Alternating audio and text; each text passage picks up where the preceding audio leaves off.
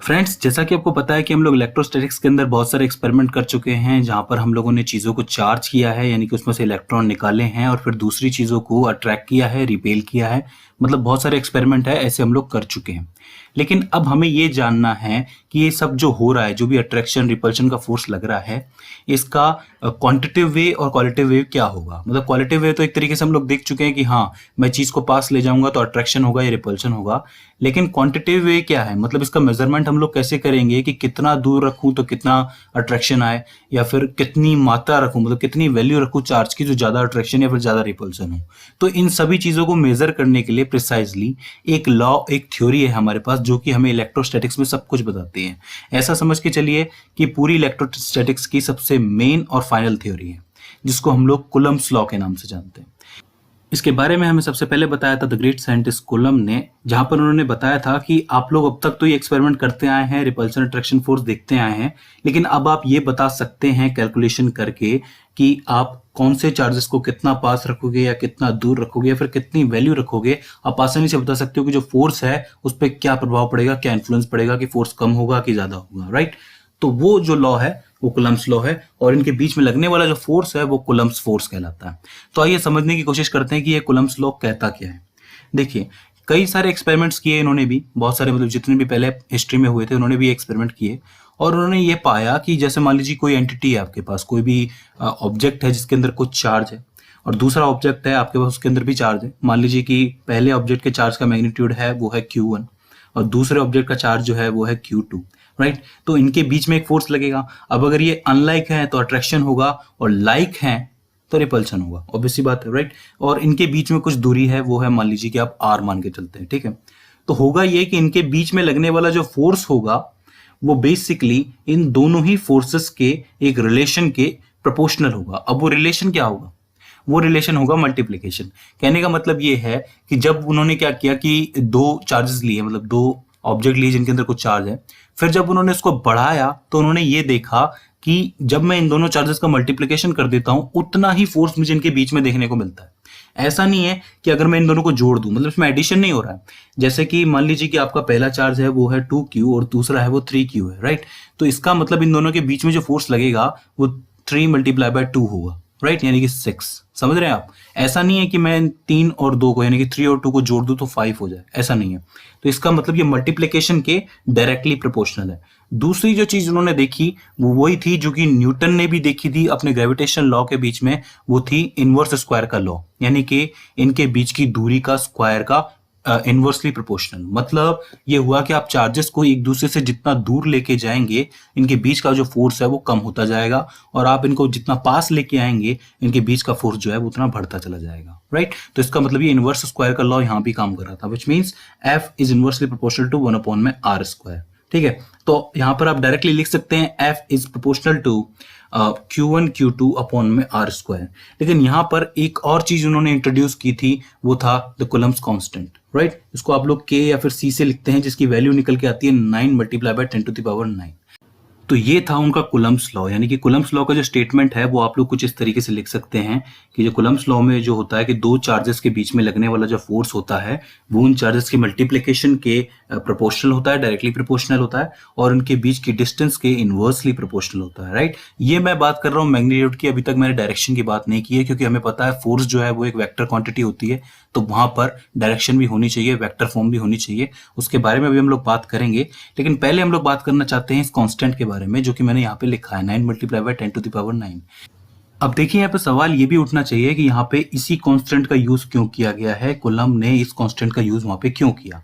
अब देखिए मैं आपको बता दूं, ये जितने भी एक्सपेरिमेंट हुए थे, जितने भी एक्सपेरिमेंट कूलम्ब ने किए थे, वो सारे के सारे मोस्टली एयर में ही किए थे। मतलब दो चार्जेस को आप लोग एयर में रख दें, उसके बाद उसके बीच का इफेक्ट देखें। तो देखिए ये जो चीज है वो बेसिकली डिपेंड करती है मीडियम की परमिटिविटी पे, यानी कि एयर एक मीडियम है और उसकी एक कैरेक्टरिस्टिक होती है परमिटिविटी। परमिटिविटी के नाम से ही पता चलता है कि वो किसी चीज को परमिट देती है। होता ये है कि जब कोई चार्ज दूसरे चार्ज पर फोर्स लगाता है तो उसमें से कुछ ना कुछ निकलेगा बाहर, ऑब्वियस सी बात है, फोर्स निकलेगा तो कुछ ना कुछ एनर्जी बाहर निकलेगी, फोर्स तभी तो लगेगा, राइट। तो होता ये है कि जो एयर का जो मीडियम है वो उस एनर्जी का थोड़ा हिस्सा जो है वो अब्जॉर्व कर लेता है। फॉर एग्जाम्पल मान लीजिए कि आपके सामने दो चार्जेस रखे हुए हैं और एक चार्ज से कुछ एनर्जी निकली, इस एनर्जी को मान लीजिए कि 10 निकली, 10 वेव निकली एनर्जी की, उसमें से होगा ये कि 5 या फिर 6 वेव्स ऐसी होंगी एनर्जी की जो कि ये एयर जो है वो ऑब्जॉर्व कर लेगी, और बची हुई जो 4 आपकी वेव्स होंगी एनर्जी की उसको ही परमिट करेंगी, मतलब वही जा सकती है इस दूसरे वाले चार्ज के पास। मतलब ये हुआ कि एक चार्ज में से निकलने वाला जो जितना भी फोर्स होता है उसका थोड़ा सा हिस्सा ही जो होता है वो दूसरे चार्ज पर लगता है, बाकी जो है वो मीडियम ऑब्जॉर्व कर लेता है, राइट। तो इसका मतलब ये जो परमिटिविटी है इस वेव को जानने की वो ये है। और इस परमिटिविटी को ग्रीक लेटर्स में एप्सिलॉन से लिखा जाता है, यानी कि आप इस पूरे फॉर्मूला को लिख सकते हो F इज टू में 1/4 pi epsilon not multiply by Q1 Q2 upon में R स्क्वायर। अब यहाँ पे 1/4 की तो वैल्यू हमें पता है, पाई भी हमें पता है, और ये जो एप्सिलॉन होता है इसको आप कहते हो परमिटिविटी। अब देखिए एयर की जो परमिटिविटी होती है वो होती है तकरीबन 8.85 मल्टीप्लाई बाय 10⁻12, जो कि सिर्फ नंबर्स में होती है, याद रखना आप इस चीज को, राइट। तो इसका मतलब इस चीज को, मतलब इस वाली वैल्यू को अगर आप इस 1/4 पाई एप्सिलॉन नॉट में रखेंगे तो आपको जिस तरीके से रखेंगे कि 1 अपॉन में 4 मल्टीप्लाई बाय पाई की वैल्यू होगी 3.14 मल्टीप्लाई बाय 8.85 मल्टीप्लाई बाय 10⁻12। और अब आप क्या करेंगे, इन तीनों ही चीजों को नीचे जो आपको वैल्यूज लिखी हुई है इनको आप मल्टीप्लाई करेंगे, यानी 4 मल्टीप्लाई बाय 3.14 मल्टीप्लाई बाय 8.85, तो इसकी वैल्यू निकलेगी 1 अपॉन में 111.156 मल्टीप्लाई बाय 10⁻12, ठीक है। अब इस वैल्यू को 111.156 को इससे 1 से डिवाइड करेंगे, मतलब ठीक है, या फिर 1 को इससे डिवाइड करेंगे, सॉरी। तो जब आप इसको डिवाइड करोगे तो वैल्यू निकल के आएगी 0.00899 मल्टीप्लाई बाय 10⁻12। अब इसमें से आप क्या कीजिए, 10⁻3 को इसमें मल्टीप्लाई कर दीजिए तो वैल्यू निकलेगी 8.99 मल्टीप्लाई बाय 10⁻9, और इस चीज को आप लोग 9 लिख सकते हैं, 9 मल्टीप्लाई बाय 10⁻9। तो इसका मतलब ये हो गया, ये जो वैल्यू है हम लोगों ने इस पूरे की पूरी जगह पे रखी, लेकिन ये जो चीज है वो सिर्फ एयर के लिए है, क्योंकि हम लोगों ने एयर की परमिटिविटी यहां पे रखी है 8.85, राइट। इसी तरीके से अगर ग्लास की या वाटर की परमिटिविटी रखूंगा तो फिर वैल्यू उसके लिए हिसाब से निकल के आएगी। मतलब ये हो गया, सिंपल भाषा में आपको बताऊं कि मैंने ये दो चार्जेस एयर के अंदर रखे हुए हैं, राइट। तो इनके बीच में जो कांस्टेंट वो काम करेगा वो करेगा 9 मल्टीप्लाई बाय 10⁻9।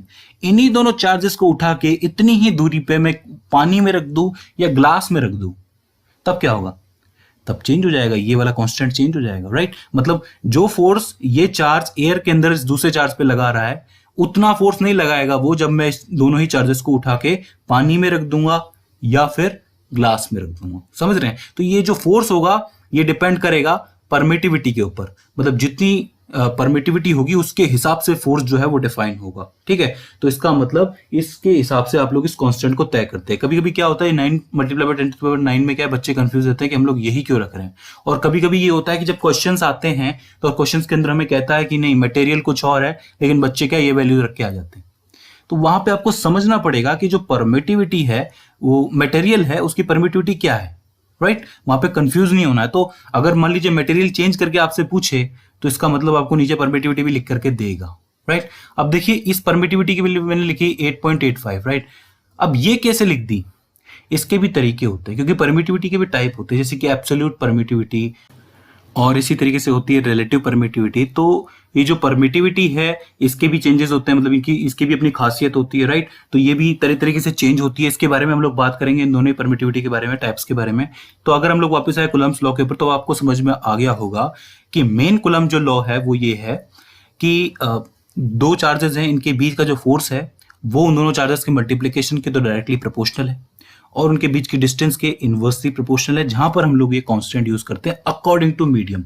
मतलब आप कहां चार्जेस का यूज कर रहे हैं, कौन से मीडियम में यूज कर रहे हैं, ठीक है। आई होप आपको एक कांस्टेंट वाला जो कंफ्यूजन है वो अब दूर हो गया होगा कि कैसे आप इस चीज को कैलकुलेट कर सकते हैं, क्योंकि इससे रिलेटेड भी सवाल आते हैं, राइट। और सबसे जरूरी है इसको समझना। अब देखिए ये जितने भी मैंने बात करी है, इस फॉर्मूले की मैंने बात करी है, ये एक्चुअली मैग्नीट्यूड है। यहां पर मैंने फैक्टर फॉर्म की बात नहीं करी है, क्यों, क्योंकि देखिए चार्ज की तो कोई डायरेक्शन नहीं होती, चार्ज तो स्केलर होता है, लेकिन फोर्स तो वेक्टर होता है ना।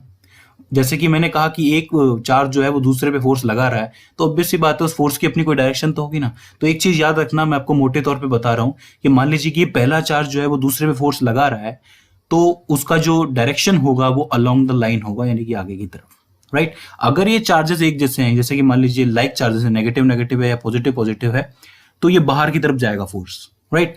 और वहीं ये दोनों चार्जेस अनलाइक है, यानी कि नेगेटिव पॉजिटिव है, तो ऑब्वियसली बात है अट्रैक्शन होगा, तो फोर्स की जो डायरेक्शन होगी वो अंदर की तरफ होगी। समझ रहे हैं आप लोग? जैसे कि पहले क्या हो रहा था कि फोर्स जो है वो रिपल्शन वाला है तो बाहर की तरफ जाएगा, अट्रैक्शन वाला है तो अंदर की तरफ आएगा। तो इस तरीके से डायरेक्शन आप लोग डिसाइड करते हैं। वैसे हम लोग आगे चल के the vector form of Coulomb's law भी देखने वाले हैं, एक दो वीडियो में आ जाएगा वो भी, जहां पर हम लोग देखेंगे कि हम लोग वेक्टर के साथ साथ इस फॉर्मूले को कैसे लिख सकते हैं। वहां पर होगा कुछ नहीं, माइनस प्लस का फर्क आएगा। क्यों? क्योंकि डायरेक्शन के लिए, क्योंकि फोर्स कभी माइनस में नहीं होता है, फोर्स माइनस में नहीं है, यहाँ पे फोर्स की डायरेक्शन अपोजिट हो सकती है, राइट। तो ये सारी चीजें बहुत कॉमन है, आपको पता होनी चाहिए। आई होप आपको समझ में आया होगा कि कूलम्ब्स लॉ क्या होता है, परमिटिविटी हल्का सा आपको मिल गया होगा कि हिंट क्या होता है। आगे हम लोग परमिटिविटी की और बात करेंगे और रिलेशन बिटवीन परमिटिविटीज भी देखेंगे। सो फ्रेंड्स, आई होप आपके लिए वीडियो हेल्पफुल साबित रही होगी। इसके बाद भी आपको कोई दिक्कत आती है, कोई क्वेरी आती है, कोई परेशानी आती है, हमसे कोई गलती हो जाती है, तो प्लीज आप हमें कमेंट सेक्शन के जरिए बताइए। तो फ्रेंड्स, आज की इस वीडियो में बस इतना ही। सी यू इन द नेक्स्ट।